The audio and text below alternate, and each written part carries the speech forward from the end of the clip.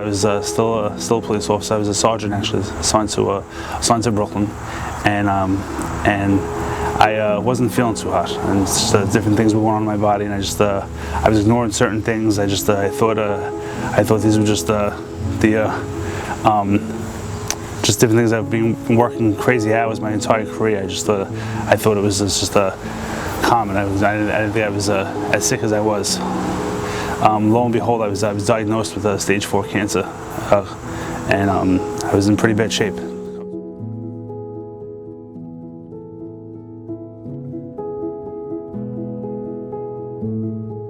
I'm a retired New York City police officer. I retired in 2010 from a job that I really held to a high standard, a job I loved, a job I took a lot of pride in, the work that I did and all my counterparts. I, as many other first responders, being guys in the NYPD and the FDNY and EMS and so forth, responding down to the terror attacks in Ground Zero, and it was just a devastating day for the country, the nation, nevertheless the city and the borough of Staten Island.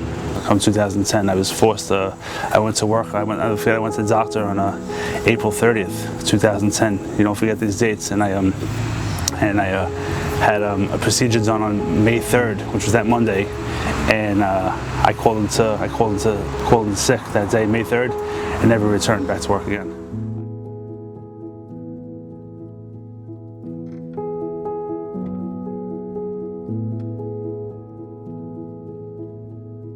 Dave and I met September 2010, and he had already been diagnosed. He came to our church, and I remember the day he walked in. I remember seeing him because he was new and he was handsome, so I remember just noticing him, and but I saw that he was broken. And then it still took some time, like, for us to just get closer. You know, he was recovering. You know, our lives were in different places at that point, but our friendship just started to organically grow. I met my wife in church, and we were married in 2014, and we got married, and here we are in 2016. We're fast forwarding now, and another miracle is we have our daughter. This is coming after I was told I can never have children if they're having so much therapy, 17 rounds of chemo. 2016, Amelia was born, and she was beautiful and just our little miracle. We were getting used to being parents and dealing with all of those, difficulties that come and the joys that come with being parents, new parents. So Amelia was about 2.5, and we went to Florida, and she was not herself in Florida at all. We got walked into the hospital on the Wednesday before Thanksgiving of 2018.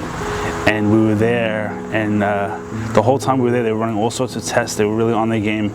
They were running all sorts of tests to try and diagnose and see what was going on. And in the back of my mind, I was praying. I said, Lord, please, I pray this wasn't cancer. After running a whole lot of tests and taking a whole lot of blood, they told us that they needed to bring oncology to the table. And then that Saturday, she went for an MRI, and Saturday it was confirmed that she had cancer throughout her whole body. The next week, the pathology results came in, and they diagnosed her with stage 4 high-risk neuroblastoma, and it hit us like a ton of bricks. She endured a whole lot of suffering that a little girl should never have to endure, and her resilience and her grace throughout the whole thing we can only attribute to just God being on her and protecting her and giving her the strength to really just power through and get through what she went through.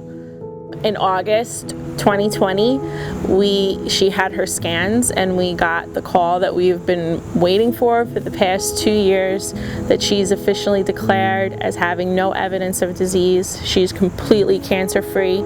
A protocol that they put together at the hospital had ended in late April, early May, and what they usually do in the hospital is that all the kids in the hospital, when they finish their treatment plan, there's a bell, and the kids ring the victory bell. So Amelia was shortchanged with that in April and May because of COVID. COVID had come around, and things were on lockdown, and we had just finished treatment with her, and her immune system was low, and they just, so she didn't get a chance to partake in her ringing of the bell.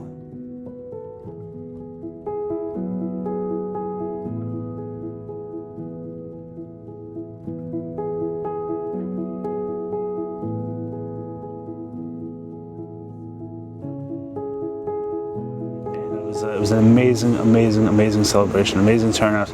The outpouring of love and support. There are no words that could express how we felt, we felt as a family, myself, my wife, and I pray that this story is a message of hope for those who hear it.